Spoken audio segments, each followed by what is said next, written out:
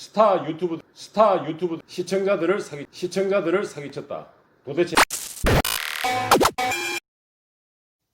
안녕하십니까? 나타날 현자 별성자 김현성 변호사입니다. 최근에 가수 김민경, 스타일리스트 한혜연 등 유명 유튜브 스타들이 자신의 유튜브 동영상에서 방송 중에 협찬 브랜드나 제품을 노출하는 간접 광고 방식, 즉 PPL 또는 광고라는 사실을 숨기고 광고하는 뒷광고를 진행한 것으로 드러나서 논란이 되고 있습니다. 분명히 방송에서는 일상생활에서 즐겨 쓰는 제품이다 또는 내 돈 주고 내가 샀다 라고 이야기했고, 또 유튜브 스타들이 직접 써보고 추천한다고 해서 믿고 구매했는데 이게 다 광고였다고 하니 시청자들은 배신감을 느낄 수밖에 없을 것입니다. 이렇게 크게 배신감을 느낀 구독자들은 이들을 강력히 처벌해야 된다라고 목소리를 높이고 있습니다. 그렇다면 처벌이 가능한지, 가능하다면 어떤 처벌을 받을 수 있을 것인지 살펴보도록 하겠습니다. 나는 광고료를 받지 않았다, 협찬만 받았다 이렇게 주장하기도 하는데, 협찬을 받은 것 자체가 어쨌든 물품을 받았기 때문에 돈을 받은 것이나 다르게 취급할 이유가 없습니다. 자, 먼저 유튜브에서 한 광고도 광고에 해당되기 때문에 광고와 관련된 법규를 살펴보도록 하겠습니다. 표시광고의 공정화에 관한 법률이 있습니다. 줄여서 표시광고법이라고 합니다. 자, 표시광고법 제3조에 따르면 사업자는 소비자를 속이거나 소비자로 하여금 잘못 알게 할 우려가 있는 광고를 하여서는 안 된다, 그리고 다른 사람이 시켜서도 안 된다라고 규정하고 있습니다. 이를 어길 경우에는 2년 이하의 징역 또는 1억 5천만 원 이하의 벌금에 처할 수 있도록 되어 있습니다.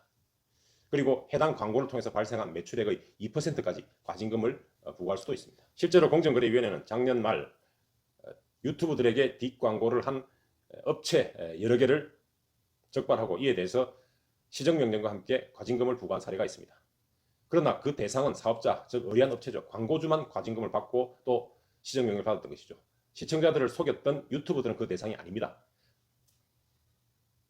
다음으로 유튜브 내용 중에서 의료행위 또는 건강기능식품을 광고한 경우에는 또 처벌이 가능한 것으로 보입니다.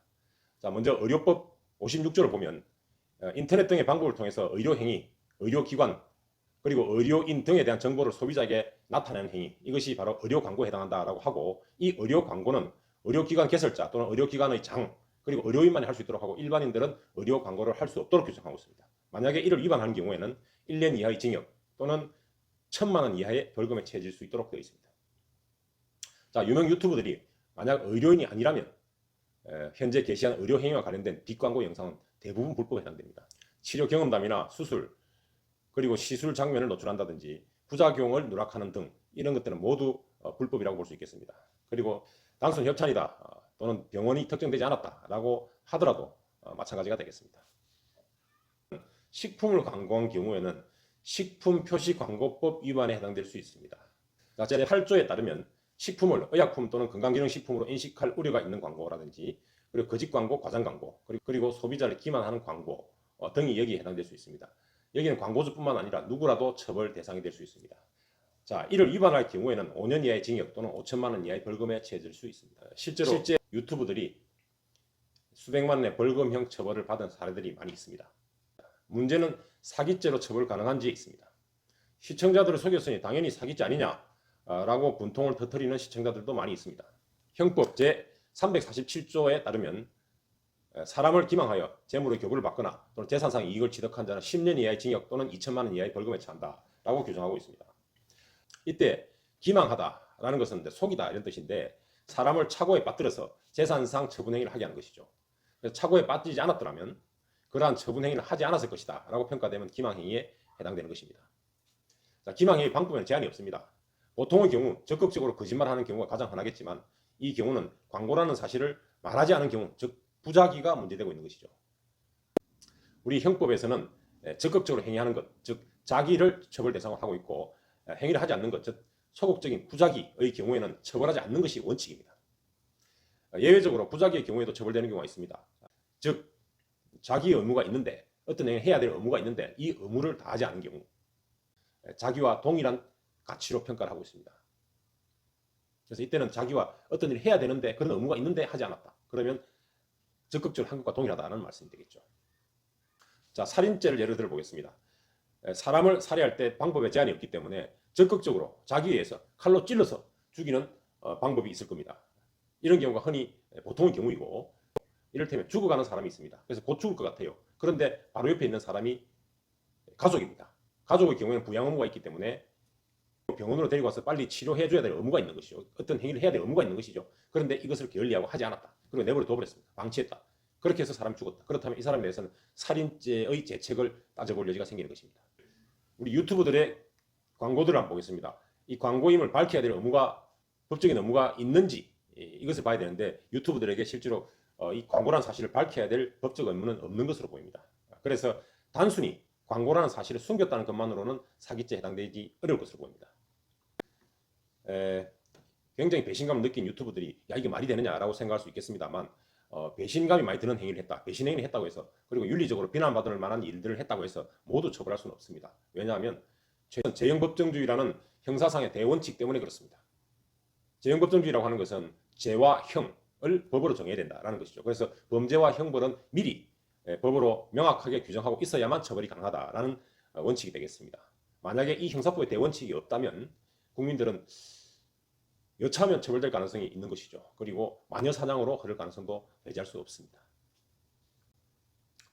자, 그렇지만 구체적인 경우에 따라서는 이 유튜브들을 사기죄로 처벌할 경우가 생길 수 있습니다. 예를 들면 유튜브는 댓글창이나 커뮤니티 그리고 실시간 채팅 등을 통해서 구독자들과 쌍방향 소통을 할 수 있는 미디어지요.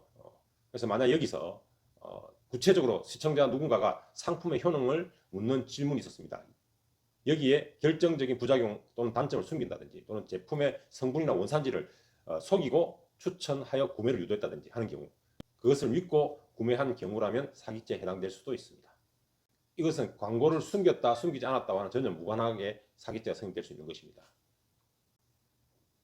자, 여기서 유튜브들은 내가 직접 물건값을 받지 않았다, 그러니까 문제되지 않지 않느냐라고 말할 수도 있습니다. 그러나 우리 형법 347조 2항에서는 제3자, 즉 다른 사람에게 재물을 교부하게 하거나 또는 재산상 이익을 취하게 한 경우에도 마찬가지라고 규정하고 있습니다. 이것을 흔히 우리는 쓰리쿠션이죠, 삼각사기라고 합니다. 기망행위, 즉 속이는 행위는 내가 하지만 그 이익은 내가 취하는 것이 아니고 다른 사람 또는 내가 아는 사람한테 이익을 주게끔 하는 경우가 있을 수 있겠죠. 이런 경우에도 삼각사기로서 사기죄로 처벌이 가능합니다. 자, 그래서 내가 직접 대금을 받지 않았고 그리고 이익을 취하지 않았다고 하더라도 광고주가 매출 상승으로 이익을 취하도록 한 것이기 때문에 이 주장은 의미가 없는 것입니다. 어쨌든 뒷광고, 즉 광고라는 사실을 숨긴 것만으로는 사기죄로 처벌할 수 없을 것입니다.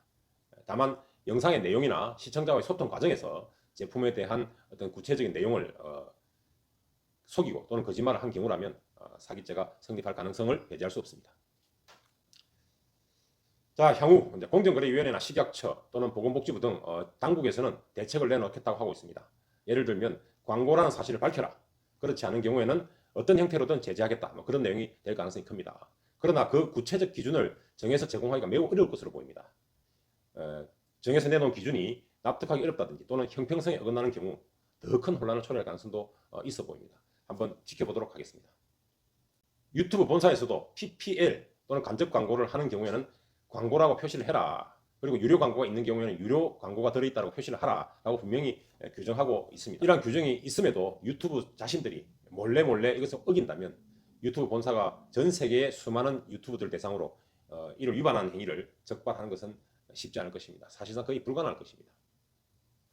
법에 의해서 처벌되거나 제재를 하는 것도 중요하지만 그보다 앞서 스타 유튜버들이 스스로 도덕적으로 윤리적으로 비난받을 만한 행위들을 하지 않는 것이 좋을 것 같습니다. 이것이 바로 시청자들이 바라보는 기대인 것입니다.